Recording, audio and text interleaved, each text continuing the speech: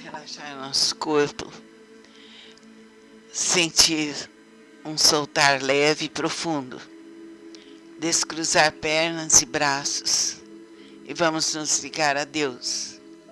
Estaremos realizando o Evangelho no lar, da prece pelos mortos e pelos espíritos superiores ou sofredores. Os espíritos sofredores reclamam prece e essas lhes são de utilidade, pois ao verem que são lembrados, sentem-se menos abandonados e menos infelizes. Mas a prece tem sobre eles uma ação mais direta. Reergue-lhe a coragem, excita-lhes o desejo de se elevarem pelo arrependimento e pela reparação, e pode desviá-los do pensamento do mal. É nesse sentido que ela pode não somente aliviar, mas abreviar-lhes os sofrimentos. Algumas pessoas não admitem a prece pelos mortos, porque acreditam que a alma só tem uma alternativa: ser salva ou condenada às penas eternas.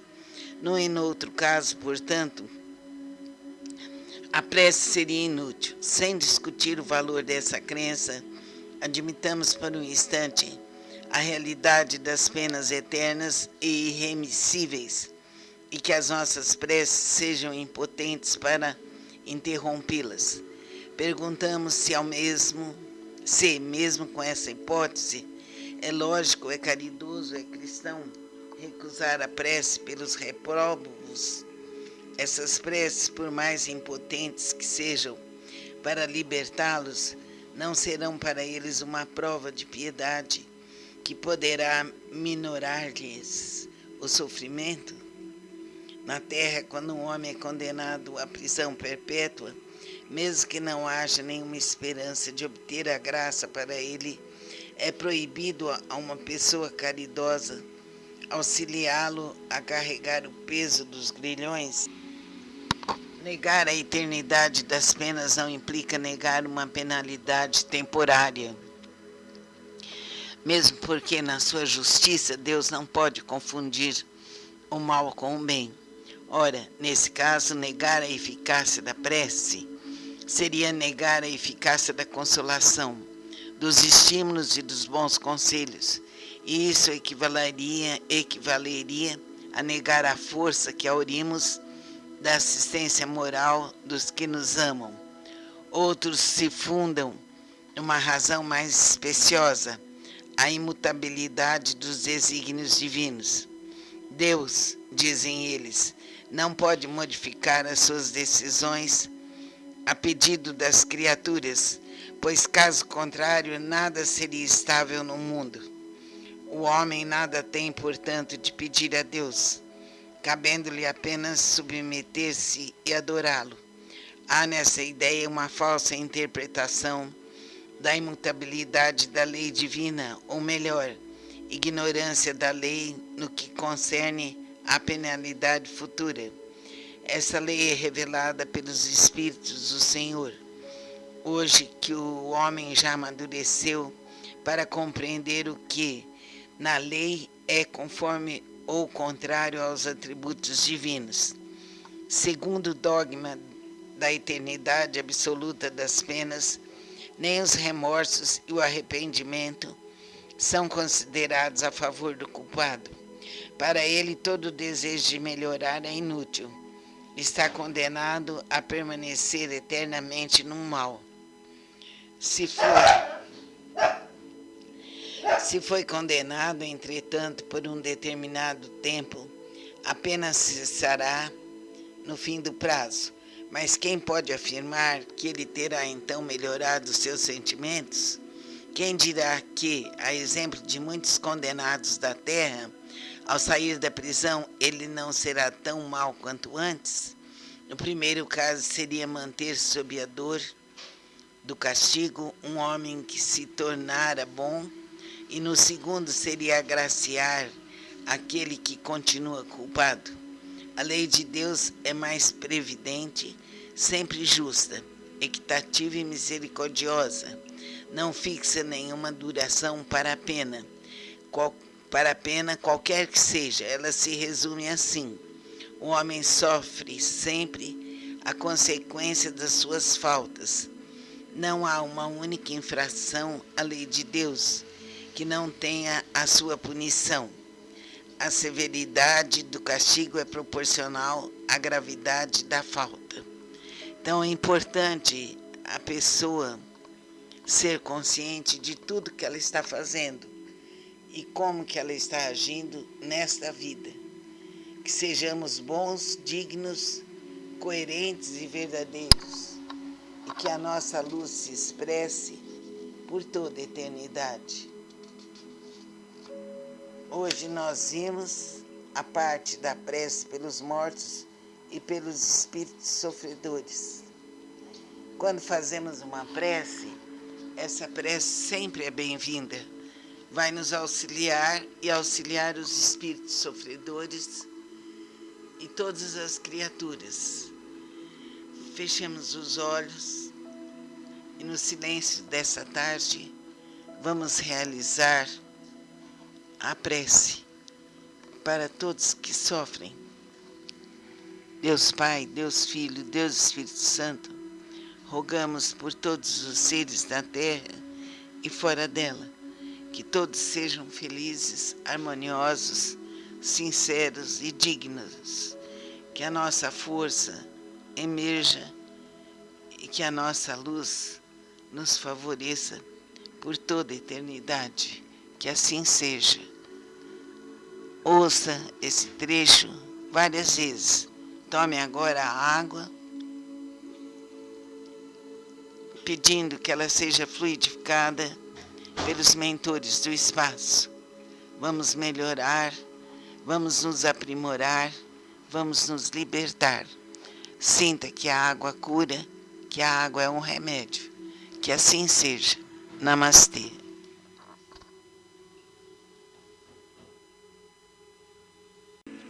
Vamos relaxar nosso corpo, sentir um soltar leve e profundo, descruzar pernas e braços e vamos nos ligar a Deus. Estaremos realizando o Evangelho no lar, da prece pelos mortos e pelos espíritos superiores ou sofredores. Os espíritos sofredores reclamam prece e essas lhes são de utilidade, pois ao verem que são lembrados, sentem-se menos abandonados e menos infelizes. Mas a prece tem sobre eles uma ação mais direta. Reergue-lhe a coragem, excita-lhes o desejo de se elevarem pelo arrependimento e pela reparação, e pode desviá-los do pensamento do mal. É nesse sentido que ela pode não somente aliviar, mas abreviar-lhes os sofrimentos. Algumas pessoas não admitem a prece pelos mortos, porque acreditam que a alma só tem uma alternativa: ser salva ou condenada às penas eternas. No e no outro caso, portanto, a prece seria inútil. Sem discutir o valor dessa crença, admitamos por um instante a realidade das penas eternas e irremissíveis, e que as nossas preces sejam impotentes para interrompê-las. Perguntamos se mesmo com essa hipótese, é lógico, é caridoso, é cristão recusar a prece pelos repróbos. Essas preces, por mais impotentes que sejam para libertá-los, não serão para eles uma prova de piedade que poderá minorar-lhes o sofrimento? Na terra, quando um homem é condenado à prisão perpétua, mesmo que não haja nenhuma esperança de obter a graça para ele, é proibido a uma pessoa caridosa auxiliá-lo a carregar o peso dos grilhões? Negar a eternidade das penas não implica negar uma penalidade temporária. Mesmo porque, na sua justiça, Deus não pode confundir o mal com o bem. Ora, nesse caso, negar a eficácia da prece seria negar a eficácia da consolação, dos estímulos e dos bons conselhos, e isso equivaleria a negar a força que aurimos da assistência moral dos que nos amam. Outros se fundam numa razão mais especiosa, a imutabilidade dos desígnios divinos. Deus, dizem eles, não pode modificar as suas decisões a pedido das criaturas, pois caso contrário nada seria estável no mundo. O homem nada tem, portanto, de pedir a Deus, cabendo-lhe apenas submeter-se e adorá-lo.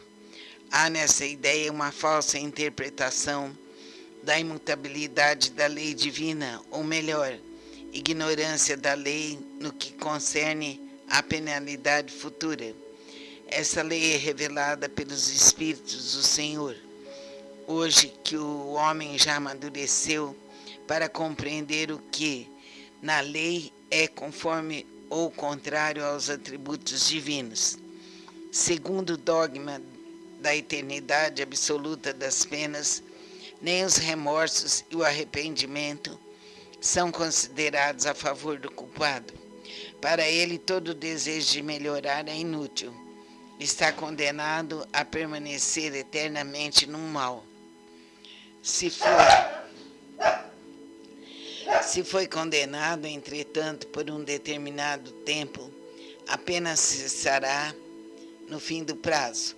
Mas quem pode afirmar que ele terá então melhorado seus sentimentos? Quem dirá que, a exemplo de muitos condenados da terra, ao sair da prisão, ele não será tão mau quanto antes? No primeiro caso, seria manter sob a dor do castigo um homem que se tornara bom, e no segundo seria agraciar aquele que continua culpado. A lei de Deus é mais previdente, sempre justa, equitativa e misericordiosa. Não fixa nenhuma duração para a pena. Para a pena, qualquer que seja, ela se resume assim: o homem sofre sempre a consequência das suas faltas. Não há uma única infração à lei de Deus que não tenha a sua punição. A severidade do castigo é proporcional à gravidade da falta. Então é importante a pessoa ser consciente de tudo que ela está fazendo e como que ela está agindo nesta vida. Que sejamos bons, dignos, coerentes e verdadeiros, e que a nossa luz se expresse por toda a eternidade. Hoje nós vimos a parte da prece pelos mortos e pelos espíritos sofredores. Quando fazemos uma prece, essa prece sempre é bem-vinda. Vai nos auxiliar e auxiliar os espíritos sofredores e todas as criaturas. Fechemos os olhos e no silêncio dessa tarde vamos realizar a prece para todos que sofrem. Deus Pai, Deus Filho, Deus Espírito Santo, rogamos por todos os seres da terra e fora dela, que todos sejam felizes, harmoniosos, sinceros e dignos, que a nossa força emerja e que a nossa luz nos favoreça por toda a eternidade. Que assim seja. Ouça esse trecho várias vezes. Tome agora a água, pedindo que ela seja fluidificada pelos mentores do espaço. Vamos melhorar, vamos nos aprimorar, vamos nos libertar. Sinta que a água cura, que a água é um remédio. Que assim seja. Namastê.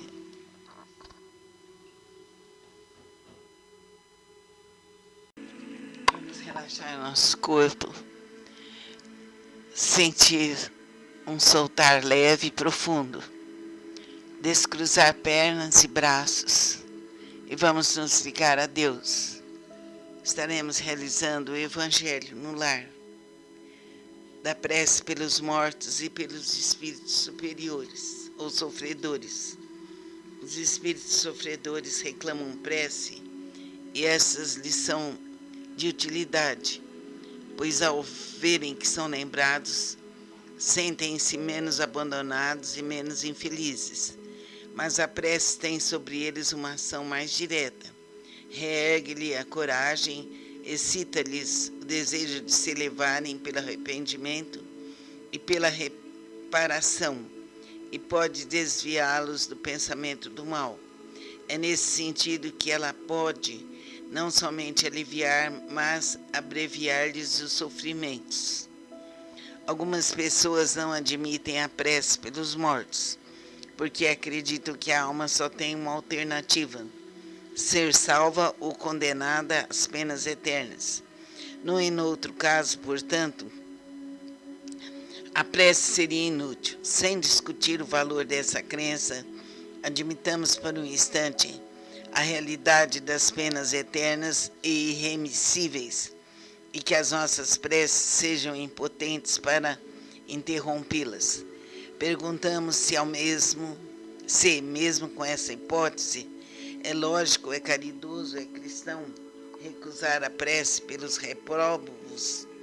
Essas preces, por mais impotentes que sejam para libertá-los, não serão para eles uma prova de piedade que poderá minorar-lhes o sofrimento? Na terra, quando um homem é condenado à prisão perpétua, mesmo que não haja nenhuma esperança de obter a graça para ele, é proibido a uma pessoa caridosa auxiliá-lo a carregar o peso dos grilhões. Negar a eternidade das penas não implica negar uma penalidade temporária, mesmo porque na sua justiça Deus não pode confundir o mal com o bem. Ora, nesse caso, negar a eficácia da prece seria negar a eficácia da consolação, dos estímulos e dos bons conselhos, e isso equivaleria a negar a força que aurimos da assistência moral dos que nos amam. Outros se fundam numa razão mais especiosa, a imutabilidade dos desígnios divinos. Deus, dizem eles, não pode modificar as suas decisões a pedido das criaturas, pois caso contrário nada seria estável no mundo. O homem nada tem, portanto, de pedir a Deus, cabendo-lhe apenas submeter-se e adorá-lo. Há nessa ideia uma falsa interpretação da imutabilidade da lei divina, ou melhor, ignorância da lei no que concerne à penalidade futura. Essa lei é revelada pelos Espíritos do Senhor. Hoje que o homem já amadureceu para compreender o que na lei é conforme ou contrário aos atributos divinos. Segundo o dogma da eternidade absoluta das penas, nem os remorsos e o arrependimento são considerados a favor do culpado. Para ele, todo desejo de melhorar é inútil. Está condenado a permanecer eternamente no mal. Se foi condenado, entretanto, por um determinado tempo, apenas cessará no fim do prazo. Mas quem pode afirmar que ele terá então melhorado seus sentimentos? Quem dirá que, a exemplo de muitos condenados da terra, ao sair da prisão, ele não será tão mau quanto antes? No primeiro caso, seria manter sob a dor do castigo um homem que se tornara bom, e no segundo seria agraciar aquele que continua culpado. A lei de Deus é mais previdente, sempre justa, equitativa e misericordiosa. Não fixa nenhuma duração para a pena. Para a pena, qualquer que seja, ela se resume assim: o homem sofre sempre a consequência das suas faltas. Não há uma única infração à lei de Deus que não tenha a sua punição. A severidade do castigo é proporcional à gravidade da falta. Então é importante a pessoa ser consciente de tudo que ela está fazendo e como que ela está agindo nesta vida. que sejamos bons, dignos, coerentes e verdadeiros, e que a nossa luz se expresse por toda a eternidade. Hoje nós vimos a parte da prece pelos mortos e pelos espíritos sofredores. Quando fazemos uma prece, essa prece sempre é bem-vinda. Vai nos auxiliar e auxiliar os espíritos sofredores e todas as criaturas.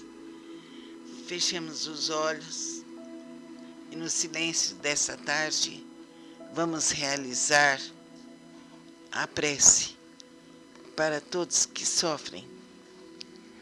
Deus Pai, Deus Filho, Deus Espírito Santo, rogamos por todos os seres da terra e fora dela, que todos sejam felizes, harmoniosos, sinceros e dignos, que a nossa força emerja e que a nossa luz nos favoreça por toda a eternidade. Que assim seja. Ouça esse trecho várias vezes. Tome agora a água, pedindo que ela seja fluidificada pelos mentores do espaço. Vamos melhorar, vamos nos aprimorar, vamos nos libertar. Sinta que a água cura, que a água é um remédio. Que assim seja. Namastê.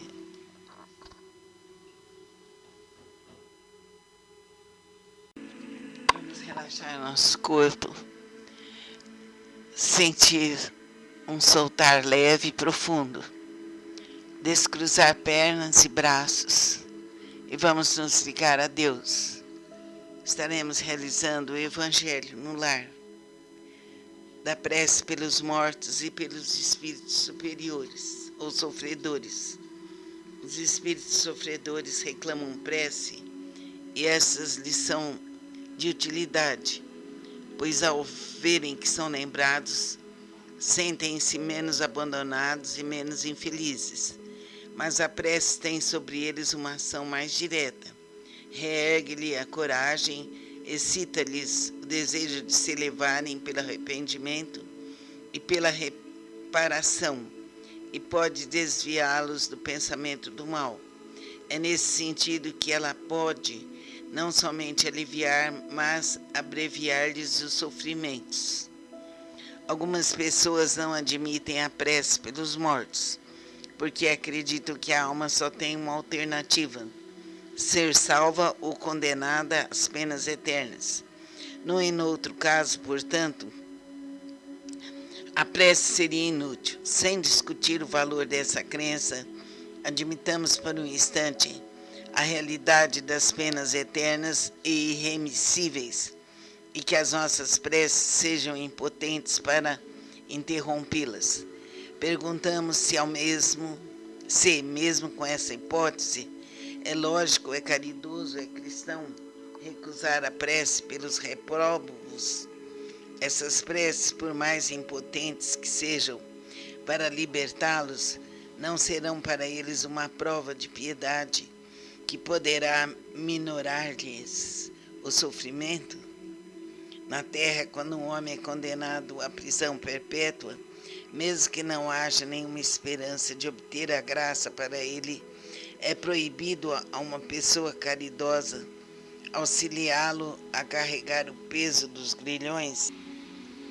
Negar a eternidade das penas não implica negar uma penalidade temporária. Mesmo porque, na sua justiça, Deus não pode confundir o mal com o bem. Ora, nesse caso, negar a eficácia da prece seria negar a eficácia da consolação, dos estímulos e dos bons conselhos. E isso equivaleria a negar a força que aurimos da assistência moral dos que nos amam. Outros se fundam numa razão mais especiosa, a imutabilidade dos desígnios divinos. Deus, dizem eles, não